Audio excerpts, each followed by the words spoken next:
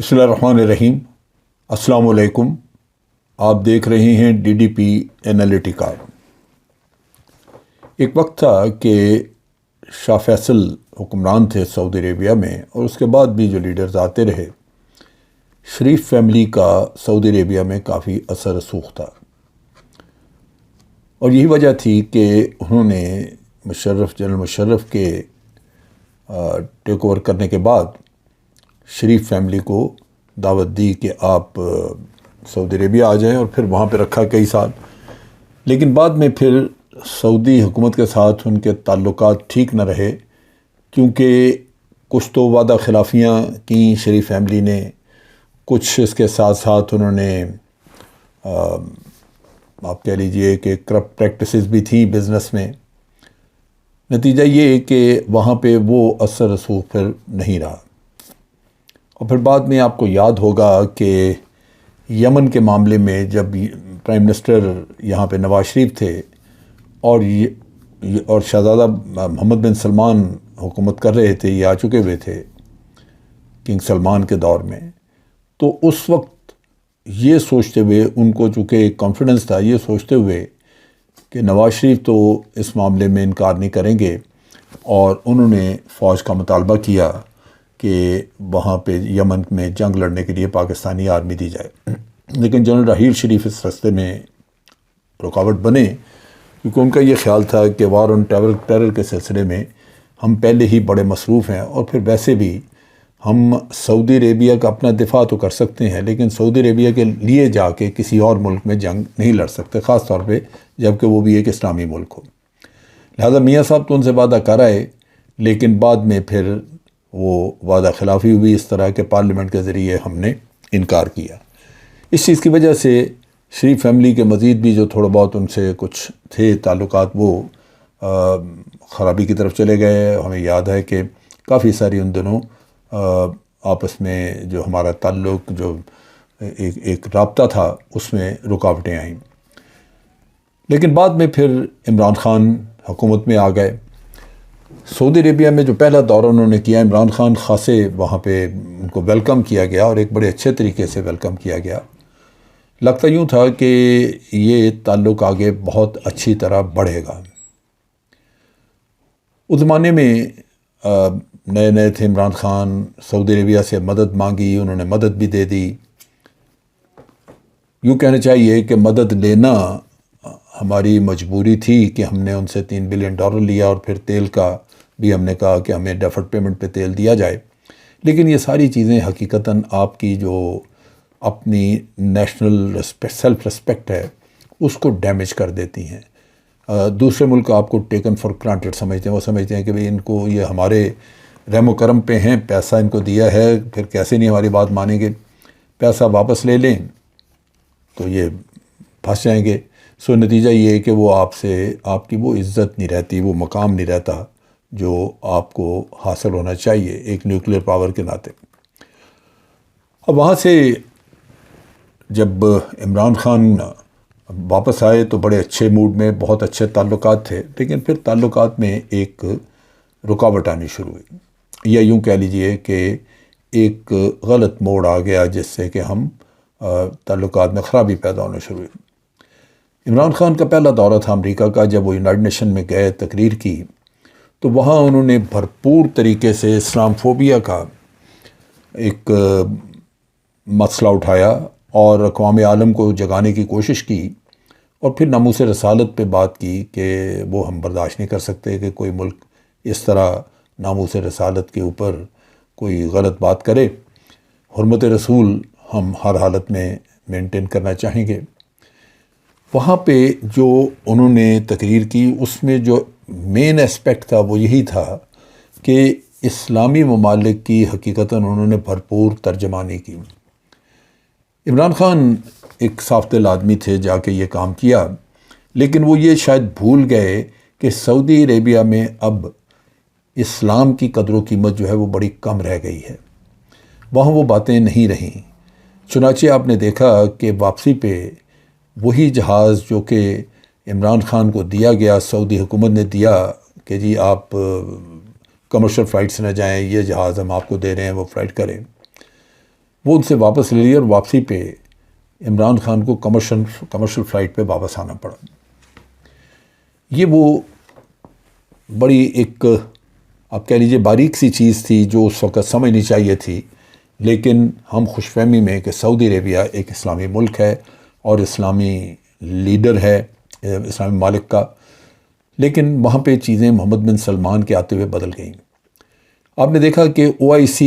بہت حد تک غیر فعال ہو گئی۔ OIC وہ کام نہ کر سکی جو کہ اسلامی ملکوں کے لیے پہلے وہ کیا کرتی تھی۔ کشمیر کے معاملے میں آپ دیکھ لیں، فلسطین کے معاملے میں دیکھ لیں، اور فلسطین کو تو سعودی عربیہ اور گلف اسٹیٹس وغیرہ انہوں نے تو بالکل بھلا دیا۔ پھر اسرائیل کے ساتھ تعلقات، بھارت کے ساتھ تعلقات۔ اب جب آپ ان چیزوں کا تجزیہ کریں تو ان کا 100% فوکس جو تھا وہ غیر اسلامی ممالک کی طرف، اسلام دشمن قوتوں کی طرف، صرف اور صرف اپنے مالی مفادات کو حاصل کرنے کے لیے انویسٹمنٹ ڈائیورسیفائی کی۔ آپ نے دیکھا کہ وہاں ایک نیا شہر بن رہا ہے سعودی عربیہ میں، جو کہ جہاں ہر طرح کی عیاشی جو ہے وہ میسر ہوگی۔ ہمارے ذہنوں میں ایک تصور ہے ارض مقدس کا، اور ہم سوچتے ہیں کہ اس ارض مقدس پہ کوئی غلط کام نہیں ہونا چاہیے، لیکن وہاں پورے کا پورا ایک شہر نیا آباد کیا جا رہا ہے جس میں اربوں روپے کی انویسٹمنٹ ہے، اور وہاں جوا خانے بھی ہوں گے، وہاں پہ شراب خانے بھی ہوں گے، وہاں ٹورسٹ کے لیے اور مختلف عیاشی کے اڈے جو بھی آپ دیکھتے ہیں دبئی وغیرہ میں، وہ سب کچھ وہاں ہوگا۔ ایسی سوچ جہاں پہ آ جائے وہاں عمران خان جیسا آدمی کیسے اچھا لگ سکتا ہے؟ آپ نے دیکھا کہ اس کے بعد جب ہمیں مشکلات آئیں، دو نکات ہوئے۔ ایک تو خیر وہ جو ٹرکی، ملائیشیا اور پاکستان مل کے ایک ملائیشیا میں کانفرنس کرنے لگے تھے، اس پہ تو عمران خان گئے ہی نہیں، کیونکہ شہزادے نے پریشرائز کیا اور عمران خان رستے سے واپس ہو گئے اور پھر امریکہ چلے گئے۔ لیکن اس کے علاوہ آپ کو یاد ہوگا کہ جب ہم مایوس ہو گئے تھے کہ اسلامی OIC جو ہے یہ کوئی کام نہیں کر رہی، کشمیر کے معاملے میں اسلامی ملک جو ہیں وہ ہم دبئی سے، ابوظہبی سے، یا جو ہمیں مدد ملا کرتی تھی سعودی عربیہ سے، وہ ختم ہو چکی ہے، اور وہ بھارت کی پذیرائی کرتے ہیں۔ ابوظہبی کا آپ دیکھ لیجئے کہ ان کے سفیر نے وہاں پہ اس وقت جب آرٹیکل 370 بھارت نے اس کو ختم کیا تو ابوظہبی کے سفیر نے اس پہ کمنٹ کیا، اس نے کہا جی یہ ان کا ذاتی معاملہ ہے، اپنا انٹرنل افیئر ہے، ہمیں اس سے کیا۔ یعنی مسلمانوں کو، کشمیر کے مسلمانوں کو انہوں نے مکمل طور پہ کنویں میں پھینک دیا، ڈچ کر دی۔ تو یہ وہ تبدیلی تھی جو وہاں پہ آ رہی تھی کہ اسلام، اسلامی بھائی چارہ، امہ، یہ چیزیں ختم ہو رہی تھیں۔ سعودیز کی نظر میں یہ معاملہ بالکل قطعاً کچھ نہیں تھا۔ اب یہاں پہ آپ دیکھیے کہ قرضہ وغیرہ یا پیسے کا معاملہ پھر بھی ہمارا چلتا رہا، ہم نے سعودی سے کہا، انہوں نے رول اوور کر دیا۔ یہ کیوں ہوا؟ وہ ہم سے ناراض ہو چکے تھے جب شاہ محمود قریشی نے کہا کہ جی OIC ہماری مدد نہیں کر رہی، وہ کام نہیں کر رہی، لہٰذا ہمیں کچھ اور آرگنائزیشن بنانی چاہیے۔ تو سعودی بہت ناراض ہوئے، کیونکہ وہ OIC کو مس یوز کرنا چاہتے ہیں اپنے طور پہ، اپنے مقاصد کے لیے، اسلام کے لیے نہیں۔ لہٰذا پاکستان کے ساتھ ناراضگی ہوئی، انہوں نے پیسے واپس مانگ لیے، یہ ساری چیز۔ لیکن جنرل باجوہ جاتے رہے، اور ایک ملٹری ڈپلومیسی کے تحت ہم یہ چیزیں ان سے واپس ہم نے منوائیں، کروائیں، اور ملٹری ڈپلومیسی ہماری بعض جگہوں پہ کام بھی آئی۔ یہاں ملٹری ڈپلومیسی یا چائنا میں آپ دیکھ لیں، یہ کارآمد رہی ہیں صرف اس وجہ سے کہ ان ملکوں کے ساتھ ہمارے ملٹری ٹو ملٹری یا ملٹری ٹو گورنمنٹ ریلیشن شپ بڑی سٹرونگ ہے۔ ہمارے ٹروپس ہیں سعودی عربیہ میں، اور سعودی جو ہیں وہ ان کے اوپر بھرپور اعتماد کرتے ہیں، کیونکہ سالہ سال سے ہمارے ٹروپس وہاں پہ موجود ہیں۔ انہوں نے دل و جان سے سعودیز کے دفاعی معاملات میں تعاون کیا، دفاع کیا، لیکن کبھی بھی انہوں نے کوئی ایسا کام نہیں کیا جس سے سعودیز کو نقصان پہنچے۔ وہ اپنے عرب ملکوں کی افواج کے بجائے پاکستان کی فوج کے اوپر زیادہ بھروسہ کرتے ہیں، لہذا جب چیف آف آرمی اسٹاف وغیرہ جاتے ہیں تو وہ معاملات کچھ نہ کچھ سنبھال لیتے ہیں، لیکن فیکچولی عمران خان ان کے حساب سے خارج ہو چکے تھے، کیونکہ انہوں نے کہا کہ ہم اب یہ نعرہ نہیں سننا چاہتے کہ اسلام زندہ باد، اسلام فوبیا نہیں ہونا چاہیے، ہم یہ نہیں سننا چاہتے کہ آپ ناموس رسالت پہ آپ ہر کسی کو ڈانٹ ڈپٹ کریں، گالی گلوچ کریں کہ جی اس نے یہ کیوں کہا۔ یہ چیزیں اب پرانی ہو گئیں۔ اب ہم ویلکم کرتے ہیں اسرائیل کو، ٹھیک ہے، قرآن کریم میں لکھا ہے کہ یہ جو یہودی ہیں یہ کبھی مسلمانوں کے دوست نہیں ہو سکتے، لیکن کون جانتا ہے، وہ اس ڈگر پہ چل نکلے ہوتے۔ اس شہزادہ محمد بن سلمان نے کلیتاً اپنی پالیسیز کو بدل کے غیر مسلم ممالک کے ساتھ، جس میں بھارت شامل ہے، اسرائیل شامل ہے، امریکہ وغیرہ، ان ملکوں سے اس کی الائنمنٹ کی اور ادھر انویسٹ کیا اپنا۔ اب یہاں پہ جو آخری چیز میں ذکر کرنا چاہتا ہوں جو ہوا، جس سے تشویش ہو رہی ہے، وہ یہ ہے کہ ابھی محمد بن سلمان یعنی ان کے سعودی گورنمنٹ نے ایک معاہدہ کیا ہے ایک کمپنی کے ساتھ جو کہ بھارتی کمپنی ہے، اور اس کمپنی کو یہ اختیار دیا ہے یا کانٹریکٹ دے دیا گیا ہے کہ وہ مغربی ممالک جیسے آسٹریلیا، امریکہ وغیرہ، ان ممالک سے جو مسلمان حج کرنے کے لیے اپلیکیشنز دیں گے وہ یہ کمپنی وصول کرے گی، اور اس کمپنی کی وصولی کی بنیاد پہ وہ سارا اس کا تجزیہ، یہ وہ چیک کرنا، وہ سارا کچھ کیا جائے گا، جو ٹکٹیں ارینج کرنی وغیرہ، اور اس طرح اس کمپنی کی ریکمنڈیشن پہ یا وہ جس کو فائنل کریں گے وہ لوگ حج کریں گے۔ اب اس میں انڈیا میں بھی ریئیکشن ہوا کافی، کیونکہ انڈین کمپنی ہے، اور خاص طور پہ یہ جو کمپنی ہے اس کا یہ بڑی کلوز ہے مودی کے، کہا جاتا ہے کہ مودی کے ساتھ اس کے تعلق ہے۔ اس سے یہ بھی کچھ سمجھا جاتا ہے کہ شاید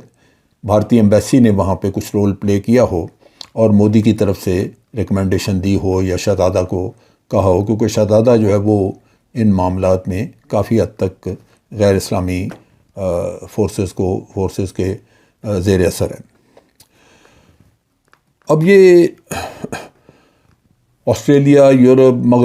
امریکہ وغیرہ سب یہ مغربی ممالک سے یہ اپلیکیشن آئیں گی، اور وہاں پہ جو مسلمان ہیں وہ ان ممالک میں کئی اور ملکوں کے سیٹلڈ بھی ہیں، لیکن بھارتی مسلمان بہت ہیں، پاکستانی مسلمان ہیں۔ سو بھارتی مسلمانوں کو یہ فکر لاحق ہوئی، اور ہمیں بھی ہونی چاہیے، کہ بہت سارے مسلمان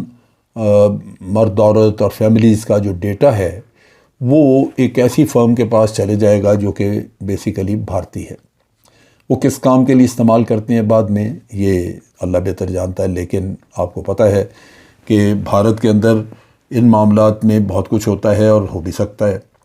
پھر اس کے علاوہ جو بھارتی مسلمان ہیں ان کو یہ بھی دکھ ہوا کہ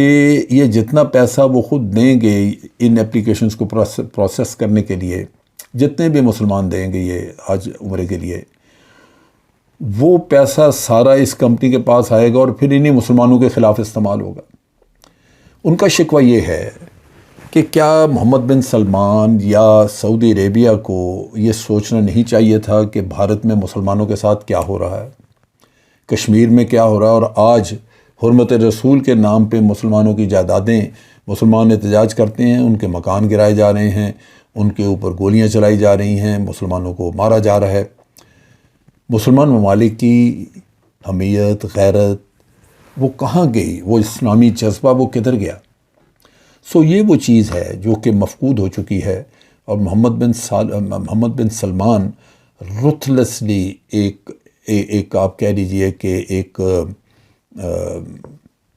وہ جیسے ہم کہتے ہیں کہ وہ دین لا دین ہو چکا ہوا ہے، یا دین میں اگر ہے بھی تو برائے نام ہے، اور برائے نام دین کا نام لینے والا آدمی جو ہے اس کے لیے کوئی چیز معیوب نہیں، وہ جدھر جی چاہے اپنے پاؤں پھیلا سکتا ہے۔ تو ان حالات میں آپ ذہن میں رکھیے کہ عمران خان جیسا لیڈر وہ ایسے آدمی کو، ایسے شخص کو پسند نہیں آ سکتا، اور پھر آپ دیکھیے کہ امت